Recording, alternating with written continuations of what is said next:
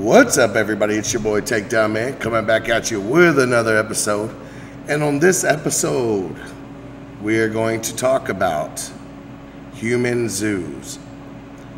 Now, imagine if you had to live every day, day in, day out, being a spectacle for everyone to see. In this story, we're going to talk about that. And it's actually a true event that happened in the past. The pictures that you see are real. The story that's going to be told to you is a real story. And it had been going on till just here recently. And it's human depravity at its best, folks. That's right. And I am your boy Takedownman. And this is just some really random shit from me. Yeah.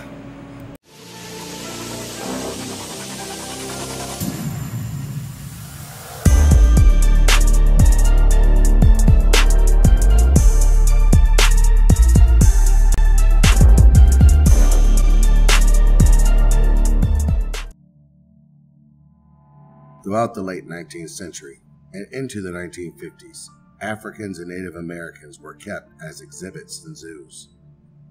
Far from a memory of an uneducated past, remnants of such exhibits have continued in Europe as late as the 2000s. In Brussels, Belgium in 1958, Europeans have been filled with human zoos. In cities like Paris, Hamburg, Antwerp, Barcelona, London, Milan, and Warsaw, and even as far as New York, also had these popular exhibits that continued until the late 20th century. There was an average of 200,000 to 300,000 visitors who would attend each exhibition in each city. Karl Hagenbuch of Germany ran exhibits of what he called purely natural populations, usually just East Asian Islanders. But in 1876, he also sent a collaborator to Sudan to bring back what he would call wild beast and Nubians. The traveling Nubian exhibit was a huge success in cities like London, Paris, and Berlin. The World's Fair in 1889 was visited by 28 million people, who all lined up to see 400 indigenous people as the major attraction. The 1900s World Fair, seeing their success, also had displays, as did the colonial exhibitions in Marseilles and in Paris, which displayed naked or semi-naked humans in cages. Paris had 34 million people attend their exhibition in 6 months alone. In 1896, the Cincinnati Zoo kept 100 Sioux Native Americans in a man-made village at the zoo for 3 months. In 1906, the amateur anthropologist Madison Grant, who was the head of the New York Zoological Society, put a Congolese pygmy, Ota Benga, on display at the Bronx Zoo in New York City. The display was in a primitive primate exhibit, and Ota was often made to carry around chimpanzees and other apes. Zoo director William Hornaday labeled Ota the missing link. The public rushed in to see Ota on display. Ota would shoot targets with a bow and arrow. She would weave twine and wrestle with orangutans. Although, according to the New York Times, few expressed audible objections to the sight of a human being in a cage with monkeys as companions. Controversy, however, erupted as a black clergyman in the city took great offense. Our race, we think, is depressed enough without exhibiting one of our own with the apes and as an ape, he said. Quoted from the Reverend James H. Gordon, superintendent of the Howard Collard Orphan Asylum in Brooklyn. We think we are worthy of being considered human beings with souls, not without. Despite objection, however, from the black community, the Bronx Zoo kept Ota Benga as a human exhibit.